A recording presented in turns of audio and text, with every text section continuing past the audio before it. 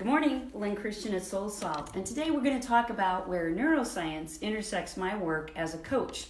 The reason I study neuroscience and use it in my practice is it gives my clients an edge.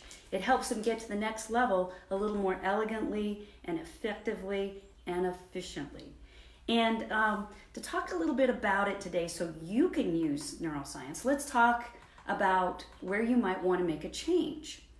And to do that, we can use your RAS, R-A-S, not to be mistaken with your ass, A-S-S. Your RAS stands for Reticular Activation System. It's in the brain stem of your head and your cranial brain. Now, it's working all the time, even if you don't realize that it is. One of the times that's most common for people to realize that the RAS is there, even if you don't know the name of it, is when you decide on this specific make and model that you want for a brand new car. And once you've decided which one you actually fancy, you start to see it all over the place. It's on the freeway, you see it passing by when you're stopped at a stoplight.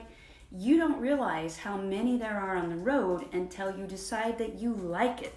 And then your reticular activation system basically says, you're looking for this? Let me show you evidence of it in your environment. The same is true anytime you decide on a new coat or a handbag or that pair of shoes. Or maybe there's an actor or an actress that you notice in a movie and then all of a sudden you start to see where else they've been. This is your reticular activation system. And in the brainstem, its main job is to mediate behavior. It notices things for you that you're interested in. So how do we use this when you're trying to make a change? Well, one of the ways to do this is carry around a little notebook. You can also use a phone or an iPad and take notes. Watch yourself over 7 days.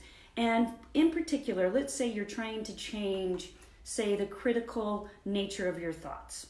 And we are probably all of us are probably far more critical than we think. I tried this one time and I was shocked. I was shocked about how hard I was on myself.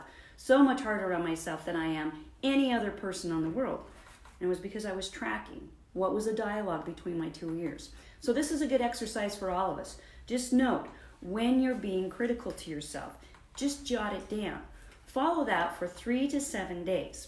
And you will raise your awareness on how critical you are, what things make you criticize yourself, and what are some of the common things you say when you're judging yourself. Then the next week, every time you start to jot down one of those things because you're being critical, write a love note to yourself, do an affirmation, reframe, redirect those thoughts to something positive and useful. Shift the pattern.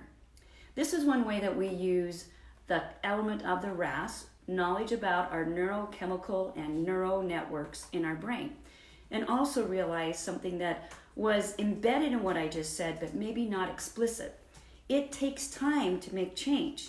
So if we're going to change our neurochemistry, we have to do less of the thing that we're trying to move away from and more of the thing we're trying to work toward.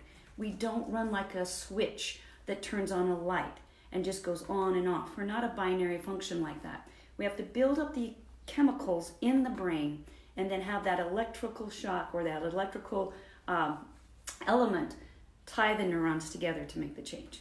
So there's a really quick way that neuroscience can assist you. If you want some other ways, I really suggest you look at the link that Shannon's going to put in this actual presentation and find out how Amy Cuddy tells us that we can shift our body to shift our neurochemistry, to shift our behaviors. Her most famous action is the Wonder Woman stand, hands on your side, your chest is exposed, you're standing proud, and you stand there for 2 minutes. What this does is literally your body moves into this position, then it increases the testosterone that's surging through your body, decreases the cortisol or the stress hormone, and you can take on challenges with more confidence and more motivation. So this is just a tiny, tiny sampling of how neurochemistry can be used. And why do we use it at Soul Salt?